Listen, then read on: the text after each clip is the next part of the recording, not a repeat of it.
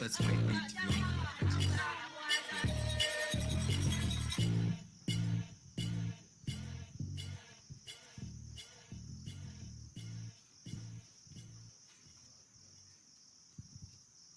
Okay, tumempigia makofi. Great. I'm sure we're going to have another experience before we call it a night. For those who have just joined us, asante sana. Today we are having the Afrorenaissance Experience and we have artist Sogalo. So I want to ask, I'm sure now guys, we are live now, so we can go ahead and start. For those who are not aware, this is Kesho Africa, and today is day 2. We started yesterday. Yesterday we had a very good day and culminated in the event. You can go back to YouTube and we have the whole session there. So today,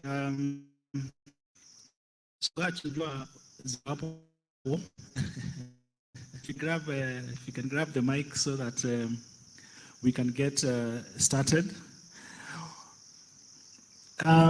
We have a main theme in Kesho Africa, and we are calling it a connection between then and now. Of course, we are living in not even modern times, we are living in post-modern times, characterized by even exponential technological changes and information and age and all that. Don't even dare go to things about AI and stuff. But still, as Africans, we have a history, we have a culture, we have diverse creative and artistic ways of expression. So we want to celebrate that in Kesho Africa. And one of the important things below the theme of a connection between then and now is 4 sub-themes. One of them is African spirituality. Number 2 is African heroes and heroines. Number 3 is African history and culture. And number 4 is Afrofuturism. And one of the reasons why we wanted to celebrate African art with things like live painting is because Sogalo and one other artist called Native Nairobi have been on a project called Afrorenaissance, and there is a lot that goes into it, into that kind of art. So Sogalo kuna mic hapo, and you need to put the paints so that we can get to the next session. You can give me one of those books. One of this. I don't know if you need one of this. Okay, there's a mic there. I think I want to give 2 to 3 minutes to Sogalo. Haya, hata native amefika.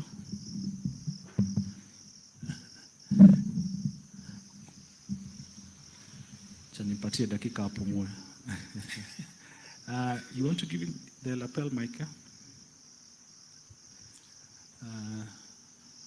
So that you can introduce Africa Renaissance, and then we'll go to the next phase. Please, let's give him a hand. Good evening, everyone. Yeah, my name is Sogalo, an artist and also an author of the book Afrorenaissance with my fellow artist Native Nairobi. We authored this book in 2018 because our first art exhibition we noticed that there was a specific way in which people were expected to interact with the art. And for us to really own our art and feel it as part of ourselves, we have to understand it from deep within. So we wrote this book to demystify the philosophy and give African perspectives on such topics such as history, which has been really contested for a long time, African spirituality, metaphysics, and self-awareness. Okay, since today we're also doing the history function, I thought it would be best for me to read you an appropriate poem from the book.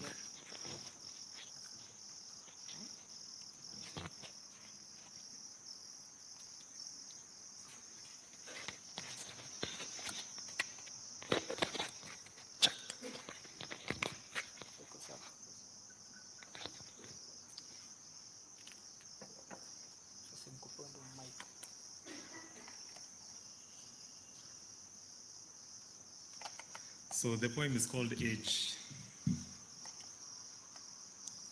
Age, the only one I'm told, is over time past, periods that didn't last for my kinsmen, who breathe their last. Breath of despair choked by smoky air, looking skywards with wounds open, hoping that angels swoop in, yet dreading the tales of Anubis. Age, the only one they wrote, the one tainted with fears and sorrows of children. Sorrows of children, sorrows of children. With hands out asking for a token of gratitude, a fair weather attitude that would clear the dark, heavy clouds of solitude, just to see sunlight and rain.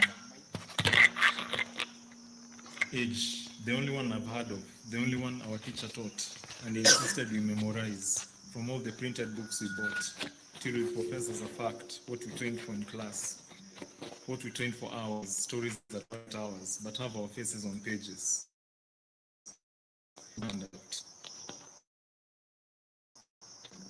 the only one I know, the only one I own is the edge in front of me, the one that starts with laying the pen's tip on a new page, not to write what's been, but to design what's within, change the world that I'm in, give these voices a choice, give these choices a voice, speak and let it become, say and let it be done. Yes. So we currently have the books available. They are each 1,000 shillings. And the good thing is that the both author asked to give you a special signature. So. Thank you very much. I want to call up Native so guys with his painting so that he can his perspective of Afro-Renaissance. You can just step up. You can have the book. We're going to give introduce Kidogo as Sogalo continues with the give him 2 or 3 minutes so that he can give us his perspective. I know Native as an artist and an architect, but it goes to the work. Part of his work, part of their work is also at the exhibition. There you can see it, or maybe you have already seen it. So, Native, it is your time. Karibu-san. Hi everyone. I am Native Nairobi, or I paint as Native Nairobi, and together with Sogalo we started a collective called Afrorenaissance, and the purpose of Afrorenaissance was to change the African narrative by portraying positive, progressive images of Africans, because we've been in a society where mostly Africans are painted not in the best of lights, and I think even when we began, there was a need for us to start creating images that like painted us differently from what the media paints us as, and mostly it's a Western dominated media, so you know, yeah.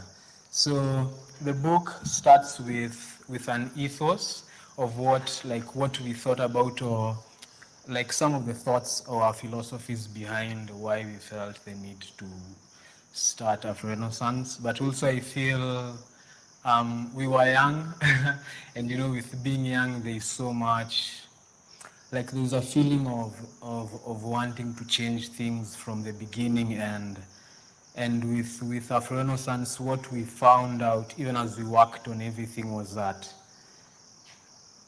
the purpose of an artist is to ask questions, and not so much act as although artists in the past have acted as activists, that is not the job of an artist. The job of an artist is to point or to bring light to certain things that happen in the society, or questions about, okay, why are Africans painted in such a light, and why do we as Africans feel that we don't have a purpose in writing the narratives ourselves and mythologizing as a people. And even as we moved and created more works, we found that some of the things we wrote in the book felt like they came from a point that was beyond us. That you had the thoughts, yes, but you had the thought, but you hadn't lived the reality that births that thought. And even as we made more work and produced more work, we felt that now we could relate more closely with the work and with the book, and also what we wrote in the book. We'd planned on doing it with a lot of different artists, but we ended up just doing it, the both of us. And most of the poetry in the book and most of the prose works we worked on, myself and Sogalo, because we are mostly visual artists, but even as we wrote the book, we realized that art goes beyond just like the technique to a full body of expression in terms of everything else that comes with the art. So I'm going to read a poem that I wrote in the book, and the poem is called Starry Night. The poem is mostly about how astronomy is rarely correlated with Africans, and how even astronomy as a study or a body of work is not thought to have had any African origins, despite the continent being littered with evidence that Africans have taken part in building the body of work that is astronomy and the science, and also the fact that astronomy actually was birthed in Africa. And if you look at things like the Egyptians and travelers, or like kings like Mansa Musa, who used the stars to guide their path to the Middle East, like it's evident that Africans have been aware of astronomy and other forms of information science and knowledge which we have been robbed of in terms of history. So without any further ado, I'll read the poem from the book.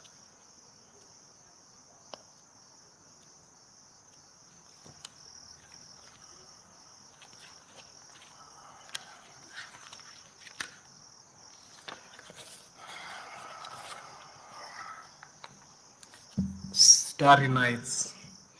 Africa tells no tales of starry nights, the dark continent where the night sky never shone. We knew not of astronomy, such lofty ideals. Africa, where the stars never shone. Motherland, your stars never shone. Disenfranchised lights dimmed, because we forget the ancients call to atone. Ancient one, we atone for we have forgotten, forgotten of the forgotten. The scorching sun, the only star that ever shone, scorching the young African sun. We sing no songs of the ancients, those that rose into the starry nights.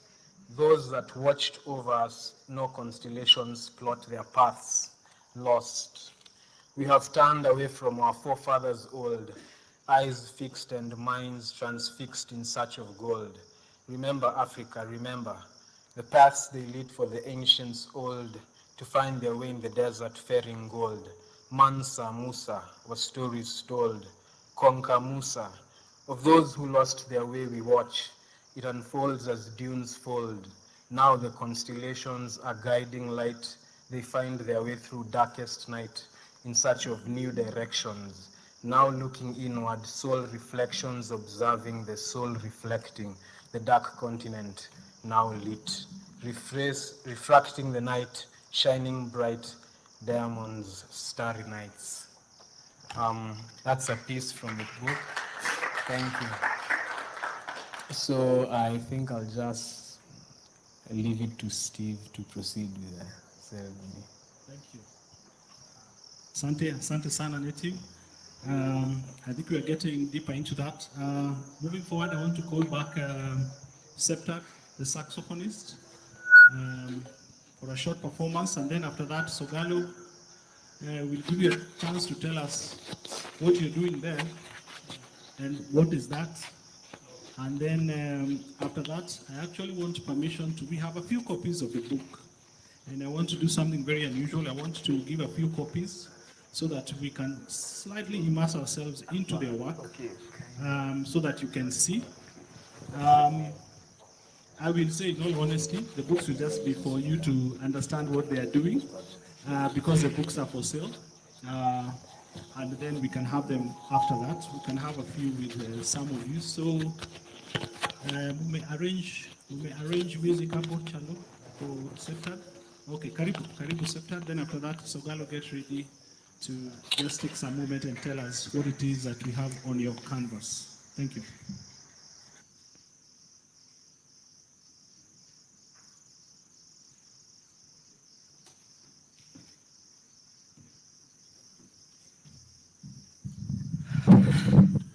Yeah, so the next song, it's a song I wrote for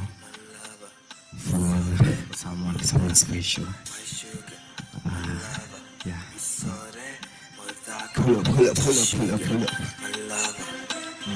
Everything's gonna be alright. Baby, come take it by my side.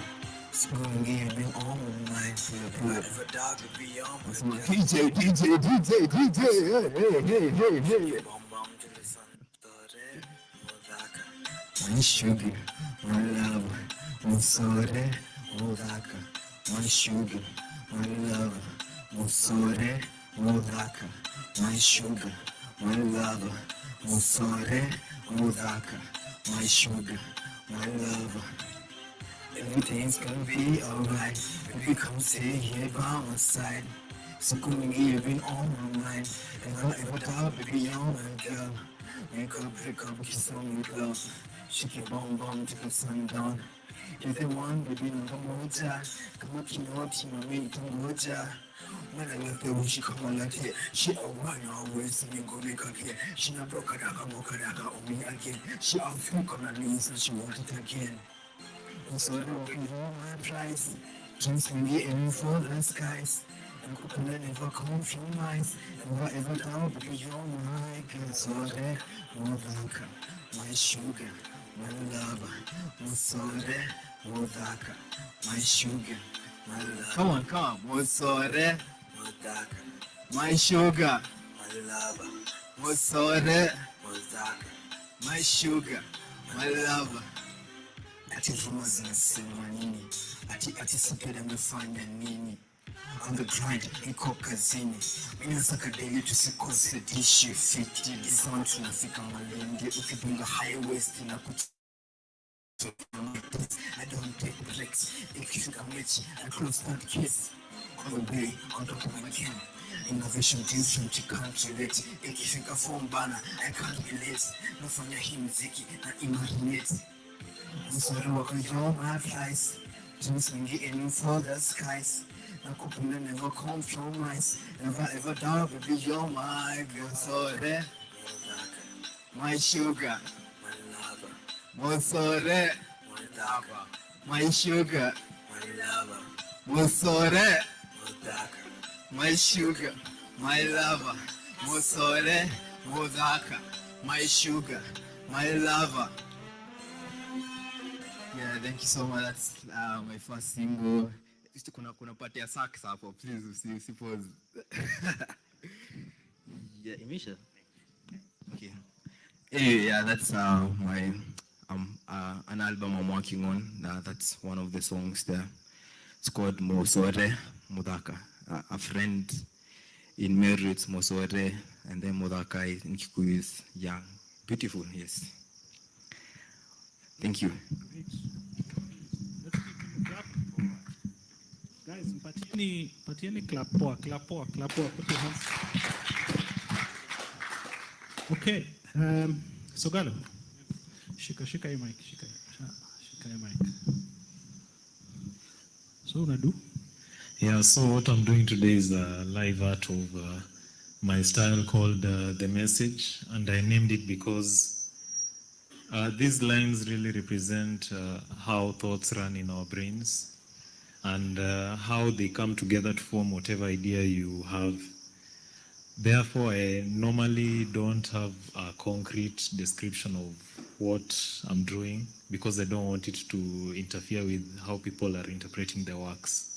So when I'm done or when I'm continuing, I'd invite you to take in the work and how it's growing and see how it develops also in terms of what you think about it. Goja. So I don't know if you are following. We have loaned the audience copies of the book. We have loaned. We'll have them back after a few minutes. Yeah. Once we are done with today's event. The reason why we did that is so that what we are talking about you can understand. Some of you who have been to the gallery, you've seen a lot of the line art. You've also seen some of the paintings by Native. I think it's got 3 pieces there. One of them is called, Empress Moon. The other one is Suru Woman. And there's another one, yes. So, lakini, I want to start engaging you guys a little bit. So Galo, you're saying, Sasa, you know you started a journey, but you don't know the destination. Yeah. The destination is for people who are looking at it. They make their own destinations. So we decide how we will interpret it. Yeah. Okay. Anybody from the audience who may have a question or a comment?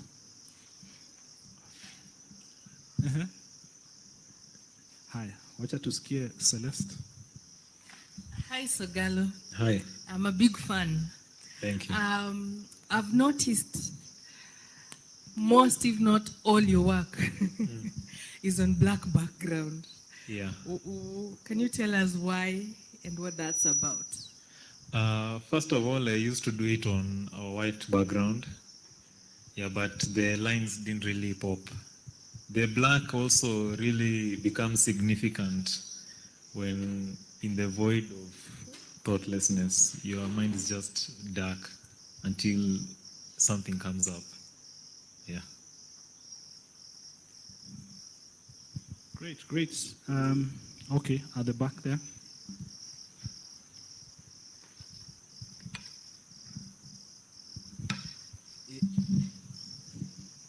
Niaje bro? Poa. Nimesikia ukisema unachora but nini hauna destination, so unajuaje imeisha? Nitajua tu. Ni space ikijaa ama ni ukiona huwezi endelea after kwenye umefika? Yeah, mostly inakwanga pisi kijaa. Oh. Yeah. Okay, okay. Anyone? Any other question or comments from here? Yes. Hey, Naja Sogalo. Yeah, poa. Mainly, hello. So, sikujua personally, I just knew you through my bro. So, mimi niko curious, ningependa kujua hii stuff una draw or hii stuff una create. Yeah. Uko nayo at the back of your head, is it scripted ama just comes naturally? You come to. God given. Yeah. Kweli. Asante. You may also have comments on what you've seen in the book. Remember, Native is seated at the back here also. Any question, or we can continue? Okay. Hi, and you sat really very far from us, you know. Or you're also stepping back to see the art. Eh? My name is Conrad McKinney. I'm work with Next Year TV, Yeah. online television station. Also work with Desire Public Relations and Marketing and wonderful digital content. I just want to find out exactly what are you trading? What is the business? What business are we in? Which showbiz, which part of showbiz are we in? How do we make money?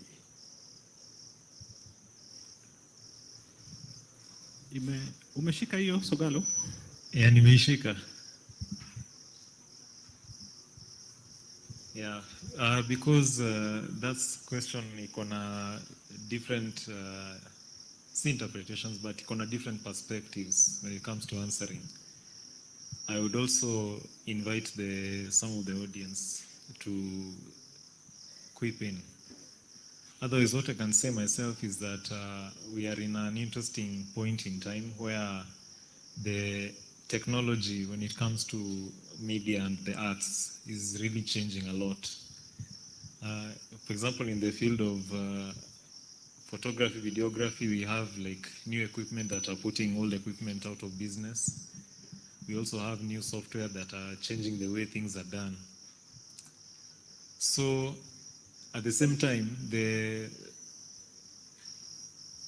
market can no longer be defined as this one big, one-size-fits-all thing. People are getting more individuated by the time. So it's a matter of finding your community, as far as I know, and providing value to it. And so for a long time, especially in visual arts, we've not really been aware of that part of things. We have just been creating images, trading images, creating images, trading images, and not knowing our purpose in the entire value chain. So it's important to know what your craft is and who it's serving so that you can package it to make the money you need to make. I'd like to invite anyone with a different opinion.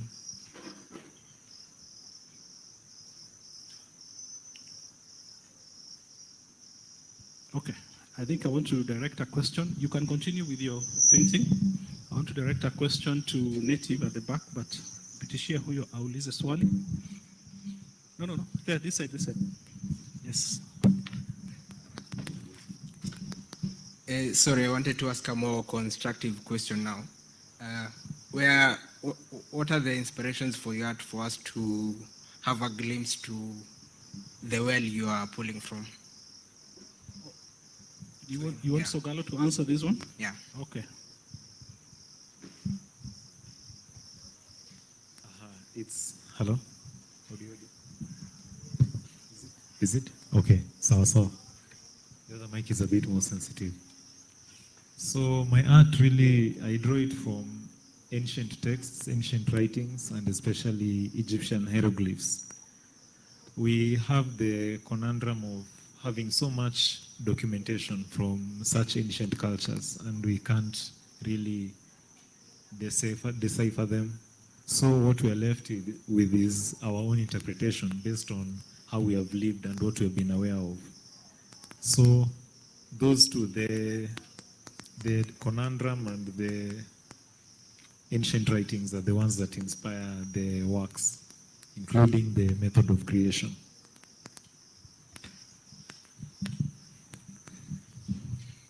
Okay, you can continue painting. I want Native to respond to a few things. Wale wamefika karibuni sana. Native, you can grab the mic. Hizo ancient writings and astrology, whether it's Egyptian, and first part, maybe you can help us understand, right now, Egypt is not Africa. Is Egypt Africa? Right now, it's not very Africa. It looks a little bit of Middle East, politically, culturally. I think we even had the issue of Rose Cleopatra in the Netflix production. I think was acted by, it was being given to a black person, and then ikaleta shida sana from the current Egyptian citizens. So these ancient writings, Native, where do we get it? Is it authentic? Of course, we all look to the internet. And then where do you draw the line between the current Arab-looking Egypt to the controversial one, Black Africa? See, there's that discussion that original Egypt was black, so that original ancient civilization was then definitely black. So sisi wachache vile wase usema. Native? I think the problem mainly is... Please stand. I'm asking guys to stand because we are capturing on camera there, yeah. I think the problem as Africans mainly is validating that argument, which we shouldn't. I think it's a fact that the Egyptians were black, and there's even ancient Greek writings from different Greek philosophers who traveled to Africa, who spoke of the Egyptians being black, and the fact that Egypt was a colony of the Ethiopians. And even at the time, the Egyptians were actually referred to as Ethiopians. With the scramble for Africa and the splitting of countries so that the West could make the most out of Africa, we were divided into different countries, but before that, Africa mostly lived as regions. So mostly it was black. Our issue as Africans is we wait for the West to confirm things for us before we can confirm them.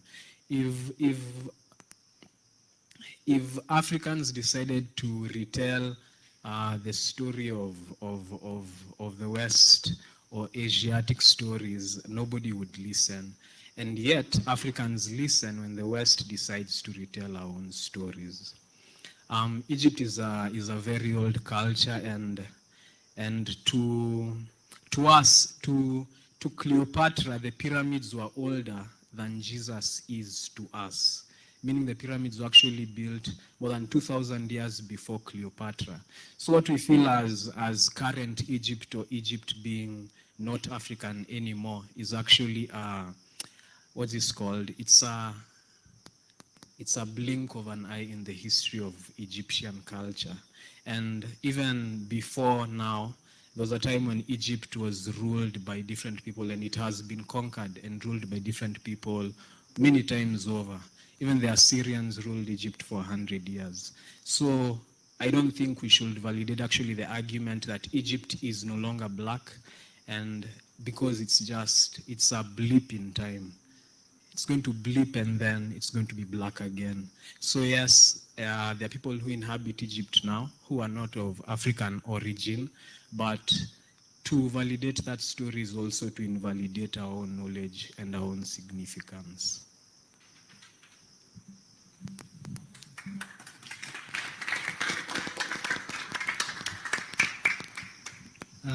Any other? The gentleman at the back wants to.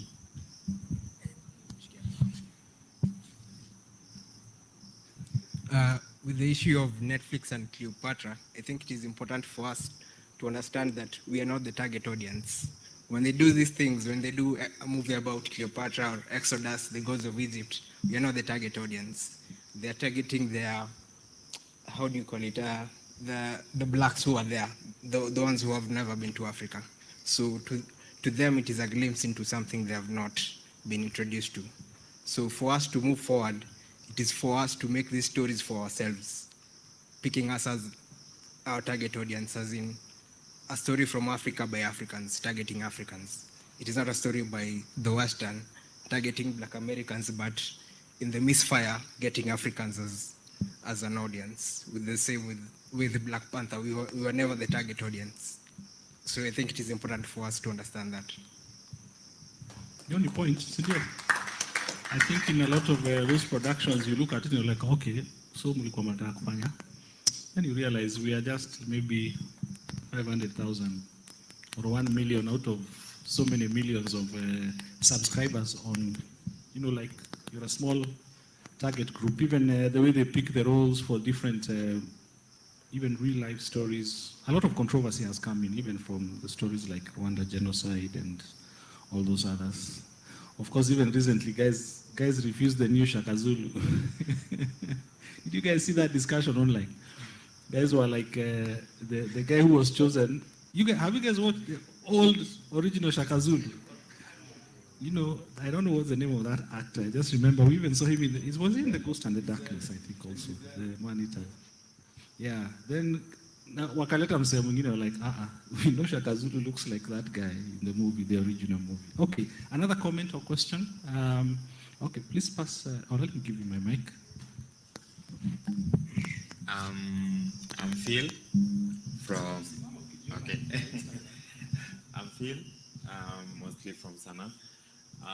I'd like to sort of validate their points and ask a question of my own, because I'm in the film, I'm doing film, and what he says is right.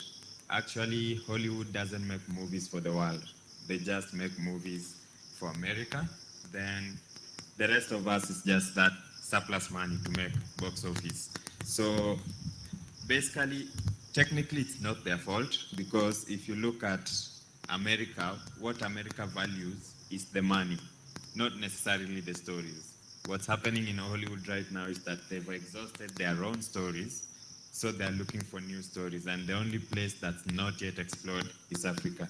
So my question is this: the way we keep saying that the West is coming for us, that the West is coming to take everything we have, because in a few years, if you look at Netflix, what Netflix is doing now is taking the desperation of us as local creators and film producers, and they give you the resources, but what they do is they tell you, you have your script, the story is okay, but at this point, you have to do this. at this point, you have to include these people. Most of us have had the conversations where you are watching a Netflix film, it's okay until to a point where a random character comes from nowhere. For example, you're watching a show, very perfect, okay, then a gay character comes in and you're wondering what is his purpose. So who's actually to blame? Is it us for like embracing that so much? Because if you take a white man here and ask them what they want from us, for them they just want the money at the end of the day. That's why in Hollywood, all the talent is, let's say, black. Majority of the talent is black, but who owns those studios? Who owns those scripts?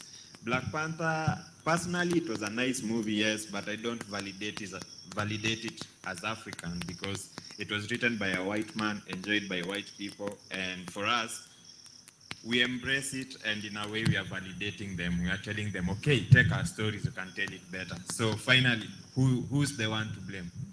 That's my question. Good. I like the direction of the discourse. That is very good. Okay, you can pass the mic first. Okay. Oh, wait. Let's start just next to you, and then we'll go to him. Okay. Keep the. Hi all. My name is Washira Mwangi. I am a filmmaker and a writer. I personally have worked with the artists who are here, so niko na miguu mbili kwa hiyo mto. Sasa watu wengine wako na mguu mmoja. I want to congratulate them for what they've done. And if there's something I can point out about the work they're doing, people are always going to do whatever it is in their best interest. But as long as you are waiting for somebody else to do what is in their best interest and waiting for yourself to benefit, you'll only get the scraps from the table. What this book signifies is understanding. It's a mental thing that where we first of all have to reclaim what we have in our minds first before we can reclaim even that money or that space or that territory. Before we can reclaim anything positive in the physical world, we have to reclaim our own minds. Afrorenaissance, it has to start here. So, for instance, you're talking about Cleopatra. I'll give it to them. Cleopatra was not a black woman. She was Greek, even from the name. But that's not a big problem, because Nairobi was also Maasai. But how many people in this room are Maasai right now? Anyone? We are all here. It's been taken by other people. It's moving on. But the name itself is the Maasai. There are 3 pyramids in Egypt. How many pyramids are there in Sudan? Very many. They're like 1,000. They're all over the place. There's a Colosseum in Italy where you can't even taking a photograph with people. A friend of mine had gone there, sponsored by the Catholic Church. She was telling me that how difficult it was to get photos with gladiators and stuff outside the Colosseum. There are Colosseums in northwest Africa. Mingi sana. No one is going there. No one is even aware that there are Colosseums in better condition in Africa than the Colosseum that exist in Europe. First of all, understand that where you come from, where your ancestors come from, a good breed. Once you understand that, once you reclaim that part of yourself that I'm not just squabbling for the scraps from the table. That table was built by me. That room where that table is was built by me. Once you understand that, probably we can start heading somewhere. So I would like to thank so much the artists who have worked so hard on this book. It's a really good book. If you haven't read it, I challenge you to read page 1. I keep on saying, native nikamwambia page 1 ni fire. Akaanza kuniambia, so hujasoma kitabu, nimesoma hiyo kitabu, acha kuniletea ujinga wewe. But they did such a good job in pulling us in and trying to understand why is it important for us to read this book. So congratulations to the artist. Thank you for all turning up, and I wish you all the best. There was a hand somewhere there. By the way, those things sometimes they baffle me. How the script does not belong to us. You know, like said and he said. Of course, the first time I came across Haya, Hamoni is in Sudan, and then I even have a friend of mine who says we are so Hollywoodized. Like even before you come back to Africa, like, do you know that there are so many movies from other countries? You know, like there are movies from, forget Africa, Germany. There are movies, Dutch movies. There are French movies. Of course, for those of you who maybe go to Alliance Francaise, you've seen there. And they're saying like our thinking has been shaped so much by Hollywood. Filmmakers can agree, because I'm sure you've studied that deeper than the average person. That the moment you start heading elsewhere, you see different perspectives. Whether it's pushed by Hollywood or not, I don't know. Hii series ilikuwa ina trend, ilikuwa inaitwaje ama Koreans? That weird thing. Squid Game. Squid Game and others. You know, if you've watched Chinese or Japanese and all that, I know native unapenda Japanese sana. You know. So the comment there was it. It was responded to. Okay. Oh. No, I'm good, but I just want to say that personally, I think that the reason why we focus more on the West is because this guy have maybe better marketing strategies than us. So if, for example, a guy like Sogalo and Native were given such a platform and exposed to such marketing strategies, and it was amplified in such a way that it could convince the other guys that Indo form, Indo sai, Indo nadai. Maybe guys could focus on it more like the way we focus on kitu kama which shop. For example, like Squid Game, venye ilikuwa marketed in a way that unaona, hey, kila mtu anakuwa na Squid Game because inaka like kama ujana Squid Game uko chini. So inafaa kuwa ni kama koja soma Afrorenaissance uko down. Unaona? I think maybe it just depends on the way you look at it, you know, because there's two sides of the coin. So if you go to an event, I remember Money Heist. Yeah, Money Heist. Money Heist. So very. Mlikuwa mnavaa mask. Kila mtu na mask. Event, Yeah, for sure. It's a movement. It's not just sit down and binge watch all those series. Then, as in you incorporate even in your everyday activities, I think there is something there, and I'm happy because even in our own small ways here in this sitting, the reason why Karakana Initiative and Kesho Africa we do this thing is because we must start somewhere. Somewhere, for sure. We must start somewhere, and as long as we start somewhere, then there is room for growth. And one of the reasons is from our first interaction, for example, with the art of Afro-Renaissance, it's huge. Like the dream is very big. It's grown to, in terms of volume and depth, you know, in all dimensions. So we must start somewhere. And I think these kind of discussions, they help so that sai tukitoka hapa, as you take your refreshments once we are done, exchange numbers and find out, okay, what's the next stage now, you know. And I'm glad that you're a mix of creatives doing different things, some doing films, some doing animation. Na pia mimi usema hakuna msanii hufanya nini moja. People do different things. Okay, another comment or question? Ile painting ya Sogalo ina take form ama higher there than the back. My name is Marcus Ndwiga. Mine isn't a question per se, it's more of food for thought. My dad always tells me that history is not written by the person with the story, history is written by the person with the pen. An example is, take the lion and the gazelle. We all know from Nigeria Wild that the lion will go hunting and the gazelle will die. If the lion is a person with a pen, every single day we will know that the lion is a hero. It's only the day when the gazelle gets the pen will we know the other side of the coin. Now, initiatives such as Afrorenaissance, for me, were a breath of fresh air because the issue in Africa is multifaceted. There's a lot that has been fed to us, which we take to be our own from the West, and the rest, which they did not choose to focus on, is mostly either because it did not suit the narrative they were trying to sell at the time, or because ourselves were not bothered to get to know.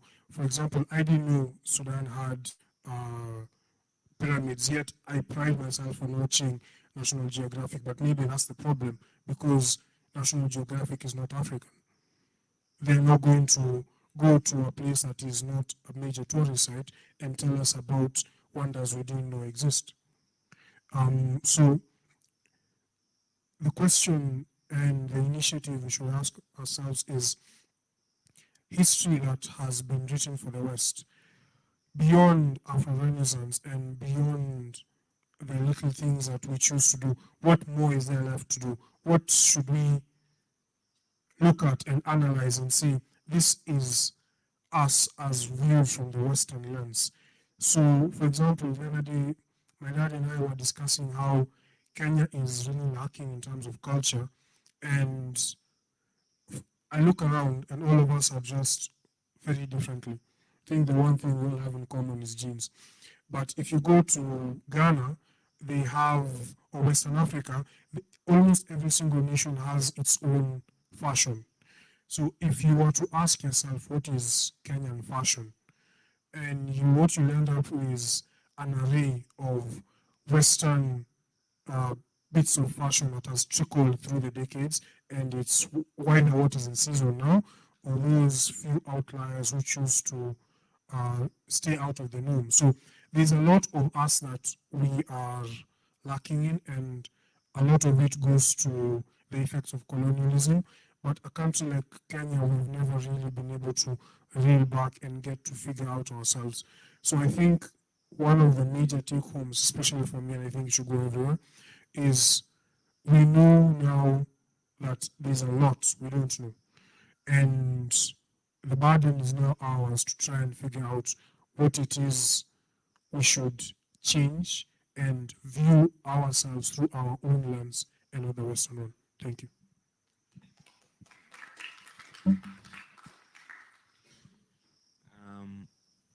For me, I wanted to put across the question where,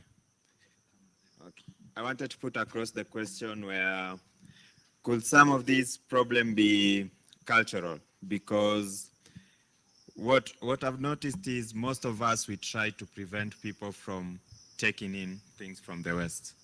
What if what is coming is not the problem? Because at the end of the day, we can't deny it. Those people are good at what they do. Those guys are good at what they do. To produce the best film, anyone who has done film, you know from film, the actual film. Even Hollywood, the standard is the film. 4K is almost there, but the projection is what will come close or almost close to film is 16K. And we don't know when that will come, right? So the thing is, these guys are good at what they do, and you can't take that from them. If you know anything about history, there's nothing like an American. There's no, the original people in North America were the native Indians. But what America has done is they've embraced everything. In America, they are Russian, they are the Black Americans, they're Africans. Even right now, if they come to Kenya and find Omanyala, if Omanyala was not just the king of African printing, if he was somehow better than even the Jamaicans, Americans are not scared to come and give him a contract. They're not scared to come and give him a better life. So should we, and in other situations, like for example, our music, the main country in Kenya that has been unable to stick to a specific kind of music is us, Kenyans. Look at Afro. What Afro does is it evolves. It evolves. But the basis of Afro will always be the same. Look at Bongo. What Bongo does, it evolves. South Africans have their own, it evolves. But for us, what do? We have this one, it's nice for a while, something else comes up. Instead of even trying to fuse it, we get rid of this one, then we start embracing this.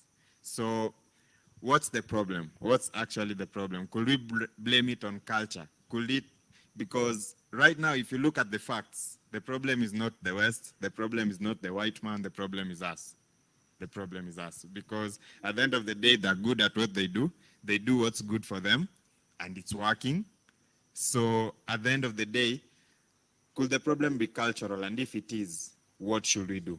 What can we do about it? Can I try and answer him? I'll try and answer it from a musician's perspective because I'm a musician. Maybe you're just responding to his perspective, yes. But also his question, what's the problem? He used an analogy of music. And the thing is, cultures will always be there and they'll go. There are some cultures that are already dead. That's what we know. There are some we're trying to preserve right now. But as one people, what do we do? Do we preserve them or we embrace the new cultures as they come? One thing I love about being Kenyan, by the way, is we're so quick to take new forms of technologies, music, and all that. And it's something that has put us progressive compared to other African countries. The type of films we do in Kenya, I believe that they're much better than here, Uganda, Tanzania, because that's what I can compare us to. They are neighbors. When it comes to music, there's great music in Kenya. There are people like Karun, I myself, if you listen to me also. But the thing is, what you feed or what you feed yourself, you'll make a perception, you'll create a perception out of it. The people who surround you also affect the way you think. So if, for example, they're my friends, they listen to J. Cole, Kendrick, and I'll find myself listening to the same artists when we're together. But then it comes to an individual, you as a person. Do you really enjoy it because your friends are enjoying it, or do you enjoy it because there's something that it does to you? That's the question that I usually ask myself, and I think it's more of a personal thing than a population thing. I like the. Yeah, let's clap for him. Let's clap for him. In my perspective, you've left me with more questions than answers, and that is not a problem, because we are students of life. Sorry, I was just trying to say it's not a problem. Oh, it is not. It's something we should be embracing. Okay. Yeah. Okay. There's no problem in anything. And sometimes you can ask a question, and the answer leaves you with more questions. If anything, if you are on a journey in pursuit of knowledge, trust me, it's a very insatiable kind of hautafika. It's like those paintings for Sogalo. They don't end. I'm sure he will extrapolate this to the next canvas. Okay, let's have the comment or question from you, and then I want us to come back to Native. There's something about history function. If you look at that book, he's going to refer us there so that we can. Okay, go ahead.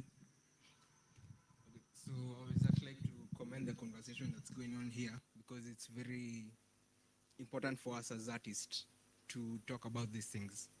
Because here my brother was talking about how there are pyramids in Sudan that need to be known to other people. So what I've noticed with the West is they hype themselves up. A white man will tell you that this is the greatest filmmaker in the world. This is the greatest music in the world. But for us Africans, we are very humble. We are like, our Kenyan artists are just starting. They're doing something, but it's not that great. I think for us Africans, it is important that we hype ourselves up. So we tell ourselves we are making this shit to be on a world international level. And about the culture, I think for me it's more like it's not that they're good at what they do, it's that they've been doing this shit longer. So they have 200, 300 years of, more than 100 years of film. So by the time we're catching up, we have a lot to learn. So it's not that they're very good. It's just that we're making steps. We're not there yet. But if we form a community that pulls itself up together, and we say like, oh, we don't really want Netflix, or we don't want to do this. We can have our own museums. We can do this and this and this, and we count this as this is the greatest that Africa is doing. Like, these are the greatest paintings. This is the greatest music. These are the greatest films. Through that, we'll get to that culture of like Money Heist being a movement. It needs people to engage with it. So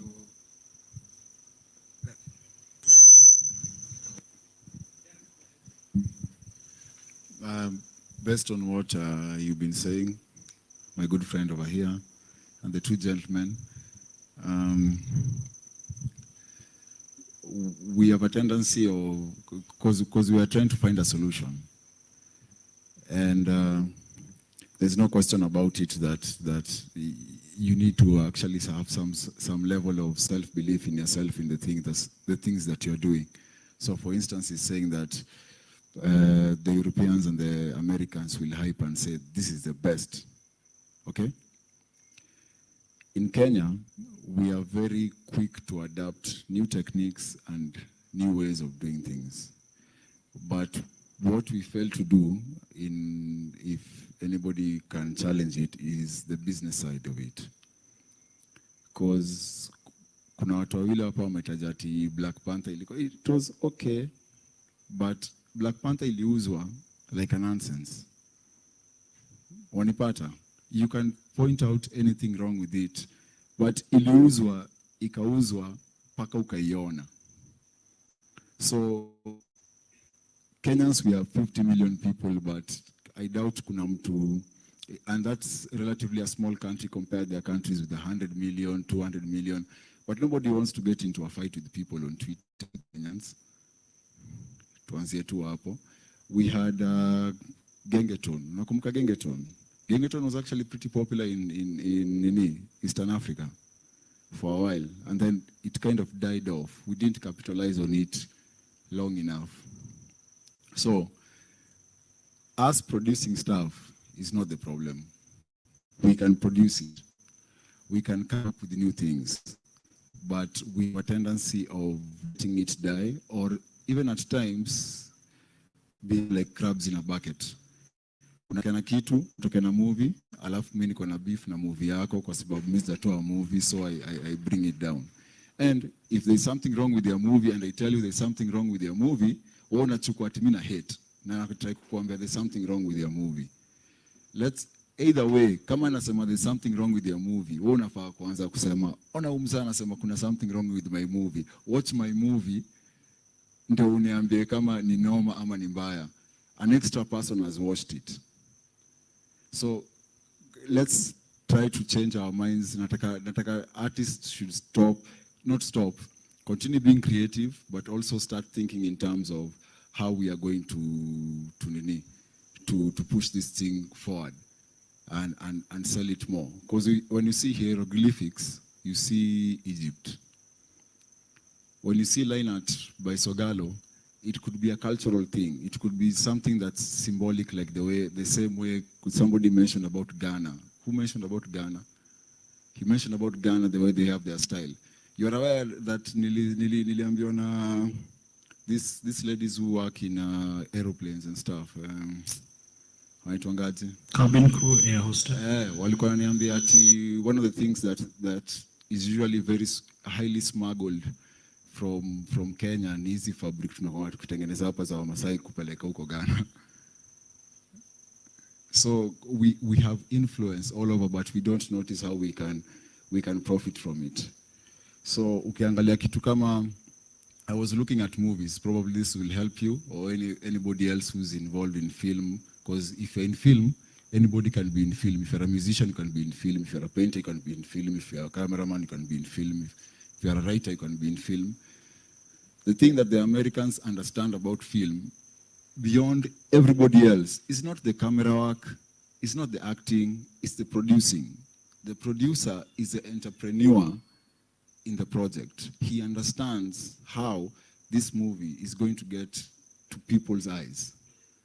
That's his job. That's his job.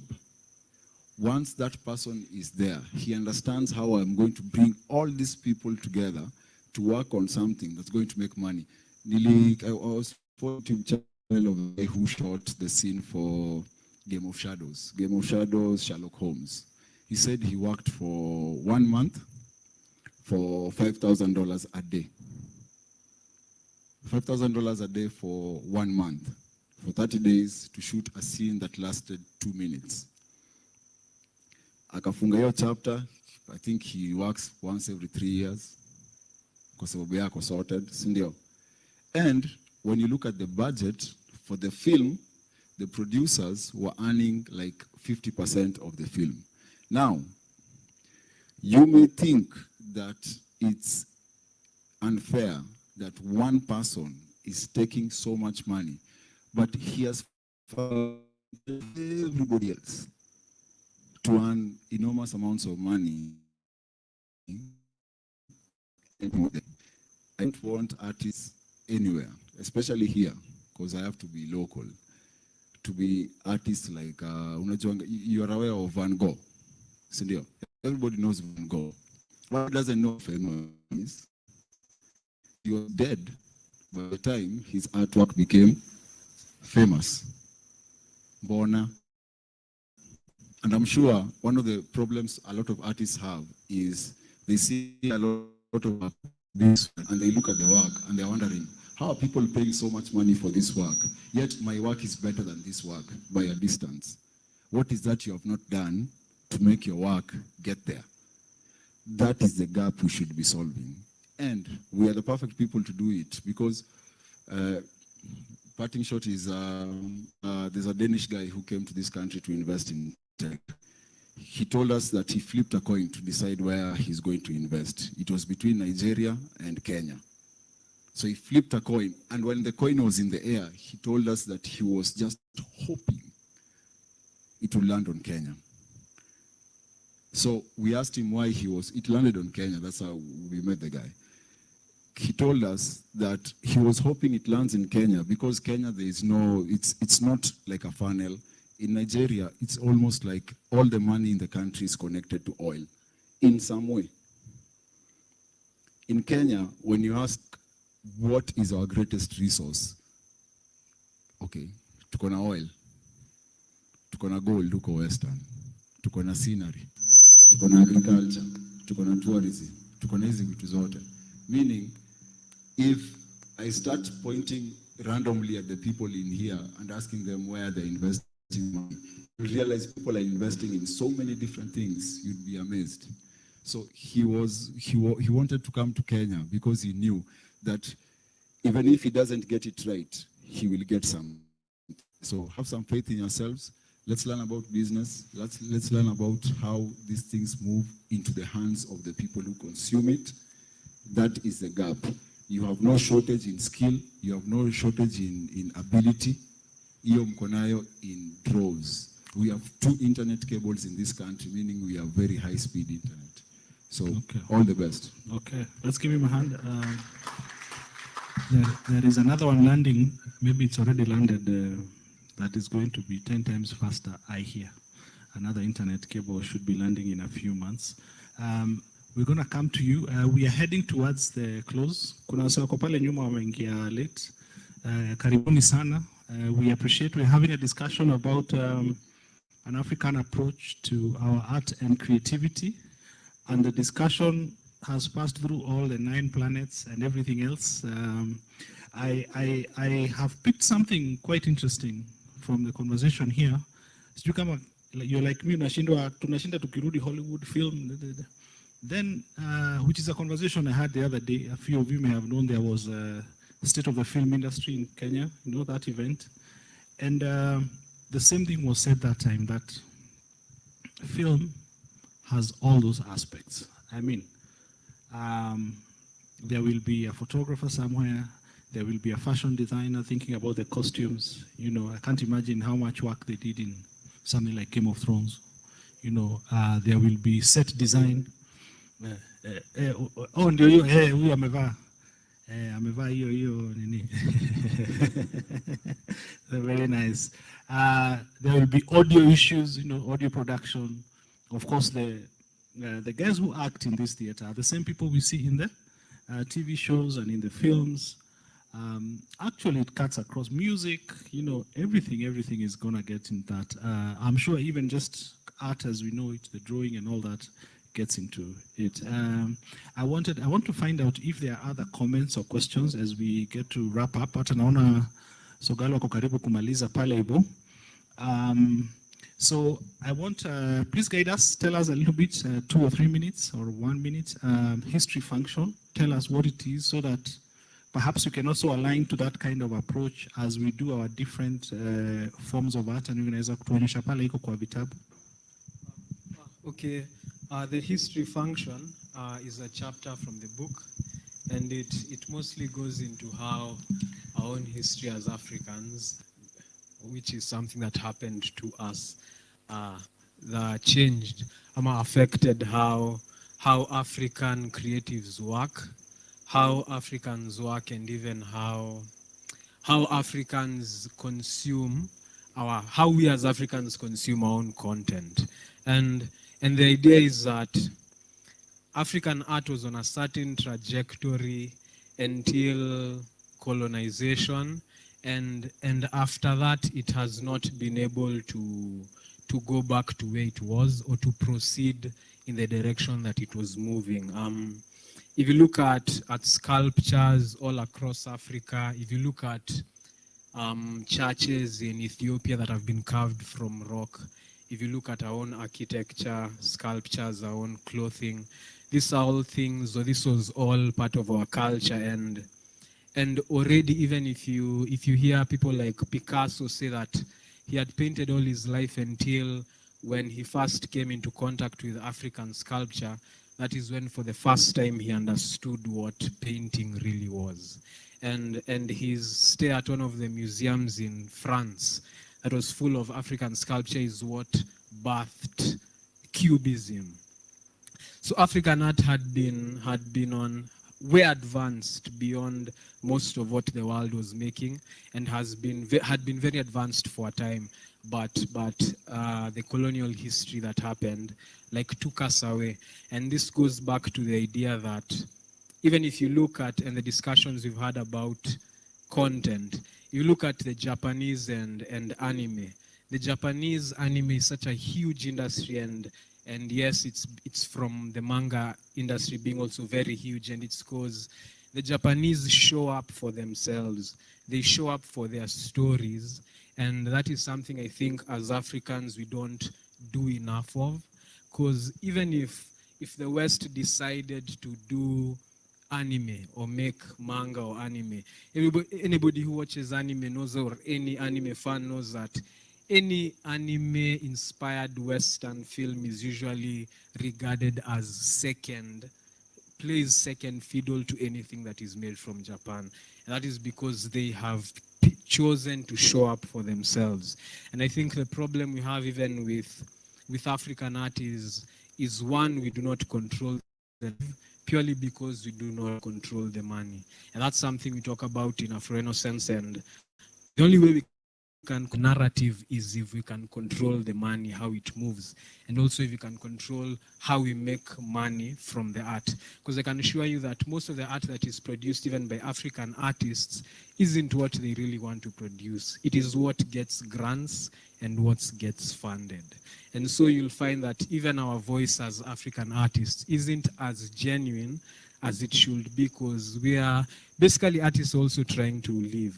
And you'll always find a way you'll scratch you'll scratch the itch that is itching. And you see, if you rely on grants to make the money, then even us, we can't have a unique or perspective that is uniquely our own, as long as we are funded from outside. But I think even with the differentiation between what is culture and what is tradition, because culture is a living thing. but tradition is something that is fossilized, something that you'd put in a museum, something that stays the way it is because it has always been like that. But if you look at the matatu culture is alive, it's thriving, and yet matatus are not from here. They are a Western invention. And if you look at what we paint on the matatus, they are not something, they're not even Kenyan artists. We'll paint people, but people from the world will come and consume this culture. And it's very famous across the world because it's alive and it's breathing. And I think with African art and African artists, we must decide now to be creators of culture. We must look ahead and not behind. Yes, we're inspired by our past, by our traditions, but we have to start mythologizing as ourselves. Because if you look at even during the Corona period, the West was America was one of the countries that was heavily hit by the pandemic, and yet in all their movies they're usually saving the world, and in the face of a global pandemic they were the worst hit. But the rest of the world believed that they would perform the best because they have created stories, they've created a narrative that they'll always come on top. And I think that's what even us as Africans need to do. Because even as I create my work, a lot of people ask, how much research have you done into the past and into the past sculptures and pieces of art and mythology to create the characters that you work on? But you also have to realize that the people who created, the Africans who created what is in our past were creatives just like us. And the fact that we call it African is because they created it in Africa and they believed it was a story for them by them. And I think even as African creatives, we also need to take charge and rewrite and mythologize actively now and decide that this is what we're going to make, this is what is African, this is what we are making, and we'll show up for whatever making by anybody else from anywhere or the rest of the planet. Then as long as we can find ourselves a way to pay ourselves through that, then we can actively create and control the narrative without having to bow down to anybody else. Great, great, great. Put our hands together. Hata umenirusha mbali ukanikumbusha difference ya tradition na culture juu. Yani sometimes we just look at it very superficially. I want to throw a random one. Celeste, anybody else? Please pass the mic to Celeste. You may have to choose your words carefully to respond to mine. Ni sawa tu, ni sawa. Haya, stand. Thank you very much. Since now we are everywhere, are we trying to find ourselves in the digital space or culturally, or are we trying to find ourselves in both? I mean, just give us a distinction between the two and where we are trying to find ourselves as Africans. Are we trying to find ourselves? The digital space or culturally? But I think we are. I think if I got your question right, even as Kenyans, you mean, are we utilizing the tools that are available to us to be out there, to be heard, to make our statement, to try and change the story? I think we are. Kenyans, your story ulikuwa unasema Kenyans, you go there on Twitter, you can't just beat us, in spite of Nigerians being how many millions? 300 or what? Yeah, but Sisi, I think we are trying very hard. I think like on TikTok, we rank very highly globally, like one of the most vibrant countries with a very active number of millions of TikTokers, not just in Africa. So I think we have the tools, perhaps just at the staircase to progress to pole pole in terms of, okay, now we are active, but are people making money, like he was asking, or are we having the impact we want, If you ask me, perhaps the whole content creation space is a bit twisted, guys are just doing the same thing without a lot of impact, please pass it to Celeste first. We are without really content, like rich content, I know entertainment is ranking. Again, that part of glorifying entertainment is also someone's narrative, but perhaps a story for another day. Celeste, but this Celeste is a friend of mine, former classmate many years ago. She's an artist and a cartoonist, one of the top female cartoonists I know, perhaps the only one we know.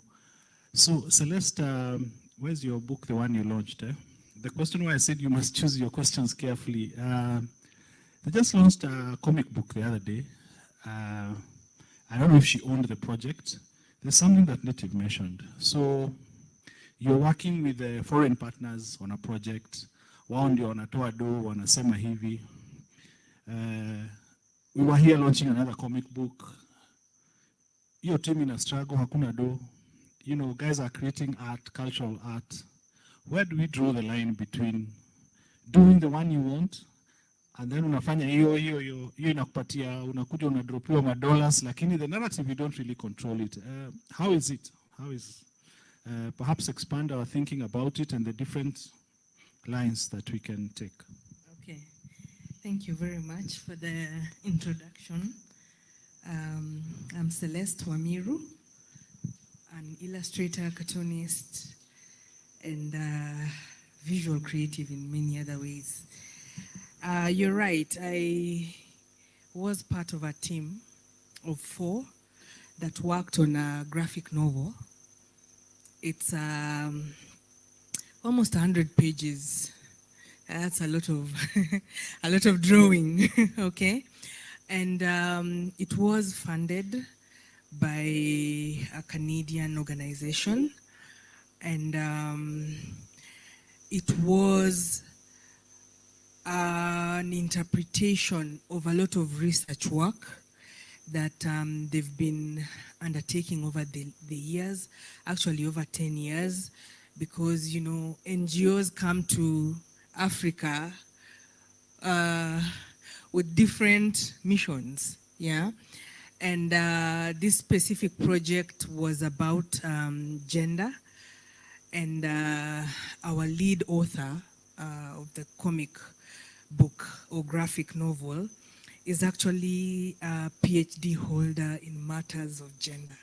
So she's done a lot of academic publications on a lot of research that has been conducted in Africa.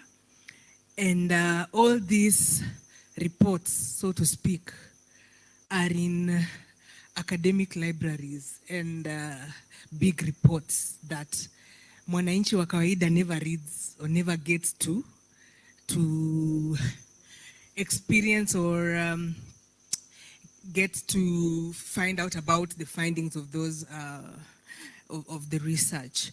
So the idea was, why can't they find a way to package all that research in a way that you and I and even a child, you know, teenagers in schools can begin to ask questions about all the findings of the research on matters gender.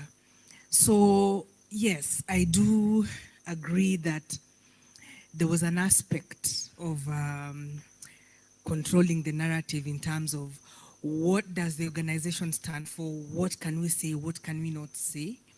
However, I also think that it was a very constructive way to get that first step, yeah, in the right direction of using an art form like comics, yeah, to not only package the research information in a way that is easily readable and understandable, but also as a means of me as an artist, for example, who drew all the art in the book,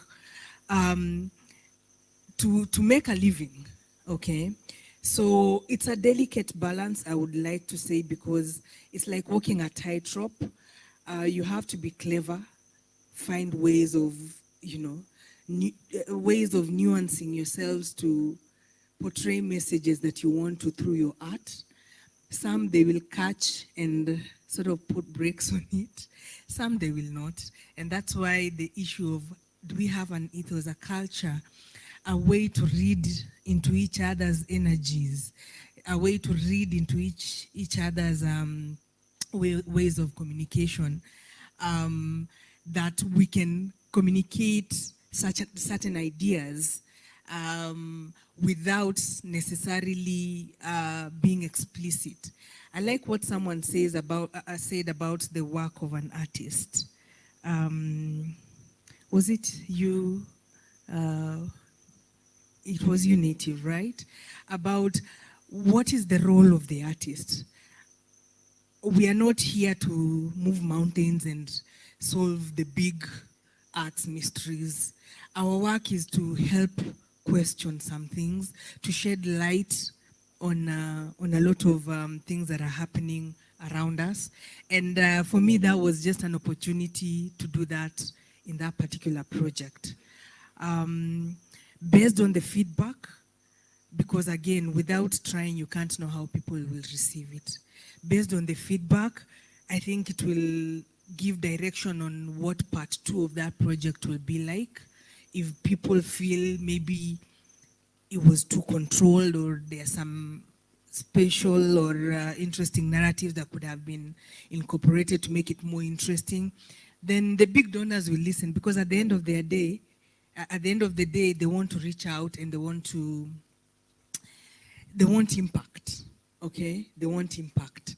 So we have to be smart to walk the tightrope and find a balance in a way that we can also start pushing our narratives and eventually tip the scale to our favor, because we can't expect that we'll win all of a sudden. It's a journey. So let's take the steps. If you get money or funding, usikatae because the donor wants you to do a certain. Be clever. Find ways to still push your creativity, in ways that do not necessarily infringe on what they believe in, but it gives you an entry point to express yourself and to tell your story. I hope I've answered the question. Yes, you have. Asante sana. Let's give her a hand. Thank you very much. Please, let's pass the mic to the gentleman at the back. Yes, finish. Yeah. I've just remembered something. But for a long time, I think almost 45 minutes since we started, I noticed I was the only woman here. Until she walked in, I was like, whoa! Yes. Ationa vile anaangalia nyuma. Yes, and just before she walked in, I was about to take the mic and ask everyone, you couldn't bring your sister or a girlfriend, you know? So even in this journey, let's involve women. I know right now they're at home cooking, taking care of the toy, you know. There's all these responsibilities that, you know, it's because of gender roles and everything. And when people ask, why aren't there many women in this field? Where are the girls? Why aren't they here? We can't blame them. You know, our socialization is such that by this time they should be home doing ABCD, okay? So it's up to us to also help them, you know. On this particular day, pay someone to cover for her as she also participates in this, so that we have a lot more women on board. This changing our state of mind won't happen because of one gender. It has to be both of us. And I'm so happy to see her, and I hope in future we shall have more in the room. Thank you. Tutakupatia mic in 2 minutes. Toe maoni. So hata kama umeingia late, Google your mind. Pass the mic to Mzee here so that. So as he picks the mic, nataka mwanze kuangalia hii canvas. Tell us what you can see, and then Sogalo will tell us. Most likely, you'll say there is no right or wrong way of. It's how you interpret it, isn't it? I will remind you because we did a short video with Sogalo. Just go check. It's called Sogalo's Art from the Deep Subconscious. It's just 17 minutes. Sio mrefu sana. Iko kwa YouTube channel ya Karakana Online. Go ahead. Thank you so much. Well, going back to what I have heard, I would like to start from the platform that I have been twice in the casting team of 2 international movies in Kenya that have won Oscars. Another thing is that it is important for the artists when they are covering this call to understand the business aspect that is required, the kind of papers they need. You know, when you write, when you paint, I mean, who owns the copyright? Whose copyright is it? When you're trading, what is your trade? What is your business? What is your trademark? I mean, this is not the informal sector. This is a formal sector. And the formal sector has procedures. The formal sector has a system. It works with a system. But what I have seen for a very long time, including the other day when I decided to go and get a cast from the grassroots. Of course, Burning Spear says the roots of the grass and the grassroots, yeah? Is that you take it down to the grassroots. And because there's scanty information about this practice, they start asking you, you know, uko theater bana, theater ni kwa mabombe, westini kwa mabombe. You know, that means that very little information from us is filtering through to the grassroots. I think our first campaign before we roll it out, well, is to make sure that each person around us understands to and the calling we have. I was privileged to work at the border during Corona. Do you know, from Busia to Mombasa, bumper to bumper, there was a jam. From Busia to Kinshasa, bumper to bumper, there was another jam. Tulilongwe, Lusaka, Kigali, Bujumbura, Kampala, bumper to bumper, and these were trucks. And 95% of the trucks are owned by Kenyans. Each single truck costs about 23 million. And you're telling us that Kenyans don't have money. These guys have money. But who is bold enough to move to these people and tell them, kindly put in some money and you will get 25% more upon your investment?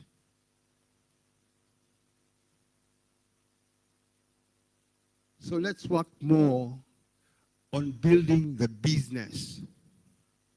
Let's build the business. Let's build ourselves, because we have enough stories to sell as Kenyans. If Kenyans knew who they are, then the talk or the narrative would be so different. Huwezi enda UG kuuza kahawa, atumebeba kahawa na mandazi hivi, utarudishwa. Even in South Africa, you cannot go to South Africa na kahawa, atiuze kahawa na mandazi, utarudishwa. That is not your status as a Kenyan. You're respected. Wewe ni bazoo. Kwa nini usitoke? Get out of that. Know thyself, man. Jijue, jielewe, jitume, jipende. Asante. Okay. Chukua hiyo mic kabla ianguke. Great. I think those are great words from that gentleman. I may summarize and say I walked somewhere into a room and people said money follows structure. You know, this is very important as artists, because yes, we want to formalize our sector, quote unquote sector, but then the way he said, that's the way the world runs, you know. So what he was saying is like, tujipange tu vizuri in everything that we do. perhaps if you forget anything about your business as an artist, don't forget that money follows structure. So as we wrap up, let's just take 2 minutes. I want to hear views. By the way, where's the mic? Who has a mic? Okay, yes. Perhaps you can be the first one. Before you guys walked in, Sogalo, who are the owners of today with his friend there, Native, was doing the live painting. Tukianza alianza, sasa imeisha. What do you see? What do you see? Wacha tuchambue hii kitu. Unaona nini? Haya, someone else can pick the mic as she thinks. Anybody can tell us? Mm-hmm. Yeah, go ahead. I'm seeing chaos. and it looks very beautiful. Chaos. Yes, Yeah. in Game of Thrones, Littlefinger says that chaos is not a pit, it is a ladder. So I'm seeing a ladder to heaven. Hey, my fans were Game of Thrones. Okay, someone else? You can give the keywords, yeah. Actually, keywords just, you may not be able to explain a lot, but you can just use one word to explain what you're seeing. Anybody else? I can see structure.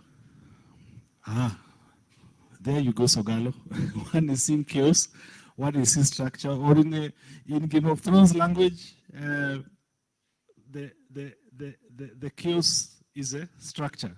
Okay, good. I can see convergence. Convergence. Okay. What do you think is converging? I think there are a lot of, I don't say feelings or thoughts, but I think there are a lot of, I can see a lot of things. I can see drawings, like a face somewhere. I can like outline it, like that. Mm-hmm. Yeah, so I can see convergence of... Somewhere there's an eye there. Yeah, using the eye. Yes, Yeah, there's an eye. There's also a face down there. And there's, yes, and up there there's like a lip on this, no, this side, like in the middle. Somewhere here. Down. There's a lip. Yeah, there's... This one. No. Okay. Which one? Somewhere here. Okay. Yeah, you see, yeah, like the downward facial structure from the eyes. Yes. Like to the nose, to the lip, to the chin. This one. This is not. You see the domo na ini much? Left. Okay, I seem to be missing it. Yes. Okay, but you guys can see it, right? Yes. Okay. Interpretation, another interpretation, perspective. Pass the mic to Celeste.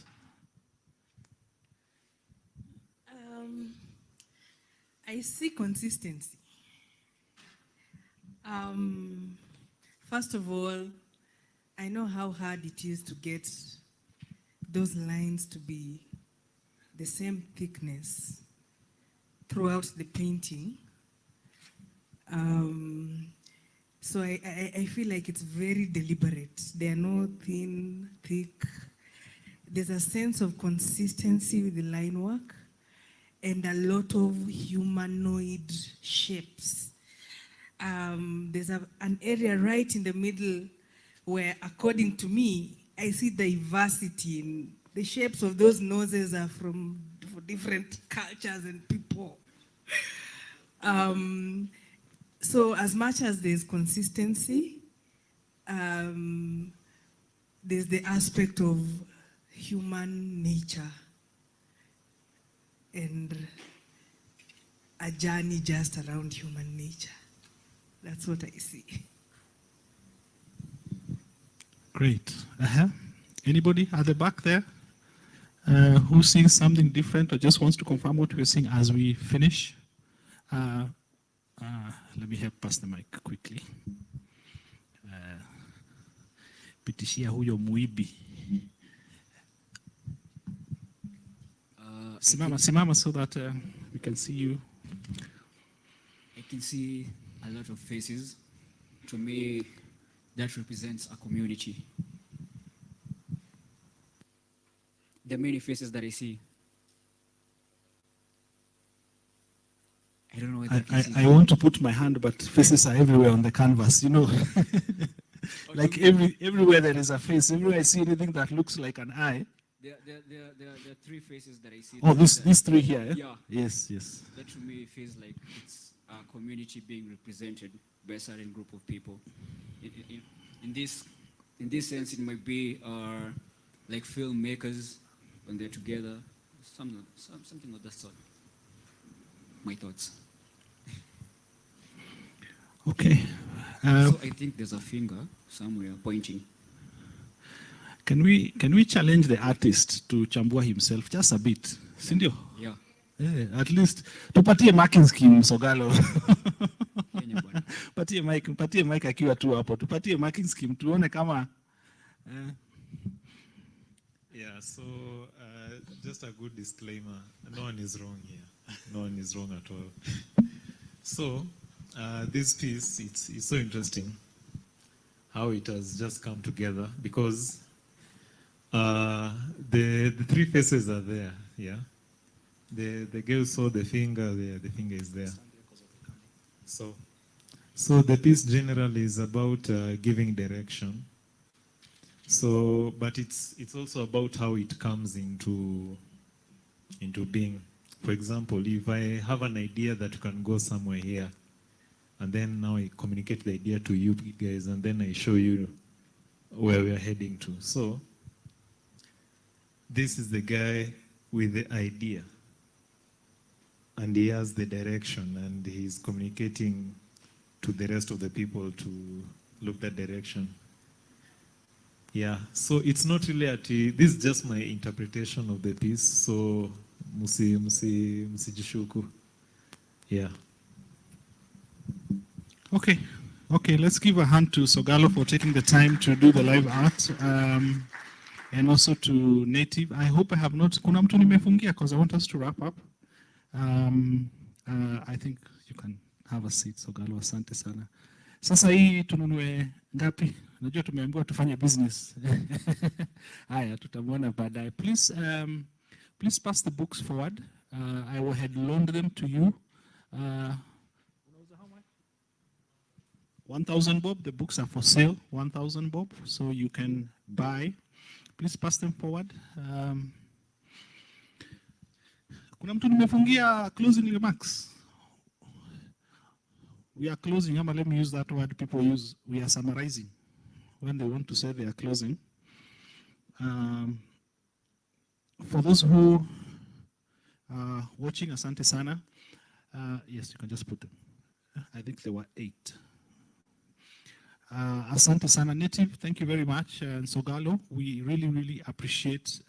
Personally, I also appreciate, even for me to, for us to agree to work with you guys on this evening is because from our interactions, the approach you've taken for art is something that I wish many artists, and not just, we use the word artists and creatives, depending, because art is more from within, and what we call creative in common terms is mostly from a brief client, something like that. But it is always our wish that we can broaden how we approach our work as artists and creatives. That way, we will have more effectiveness, we will have more impact, and I believe even more money, because all of us, we want to have money in the pockets. So we've come to the end. I would want to appreciate the team from Kenya Cultural Center. We had Kevin earlier, but I think he left. Also thank all of you for coming here on a holiday. You could have been elsewhere. Today is day 2. Just to mention, tomorrow, I'm sure a good number of you know a photographer and artist called Steve Enchi, aka Steve Maithia. You've seen his work there, Fictive and his team. They will be here with us tomorrow, same time, They will be unveiling the fictive universe. Of course, you've seen and interacted with some of the characters that they are developing for that story. It's more of an Afrofuturistic approach. So tomorrow, 6:30 to 8, Stevenson and his team are going to be here. And I think it will be another time for a good discourse so that we can see, especially, kuna watu hapa mko na project mnataka kufanya, and see the power of working together with a team so that you can be able to go further and do different things based on your skill sets and your strengths. That will be a good thing. I really wish that we're going to close the Kesho Africa on a bang. We're going to have a documentary screening at Ukumbi, Ukumbi Mdogo. It's a 30-minute documentary on Africa Awakening and witchcraft. We're also going to have... Yes, please, if you can see the poster on Karakana Online, it is also on Art News Kenya, which is our news platform that we run for you guys. Share it with your friends. We're going to have the panel of the people in that documentary in the room so that we know if should we demonize witchcraft or is what they call witchcraft, or they should ask, which craft is this? Instead of saying it's witchcraft. And then I think that will be it for us in this year's event. I also want to appreciate the team, Charles, Asante Sana, the team from our office. We have Dixon there, we have Newton, and we have Marvin.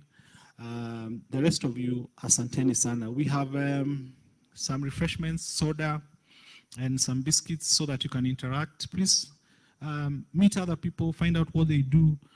One of the reasons why Karakana we do this is pia saa zingine wasanii tunapenda tu kufanya vitu zetu interact, meet new friends, exchange numbers, find out what another person is doing.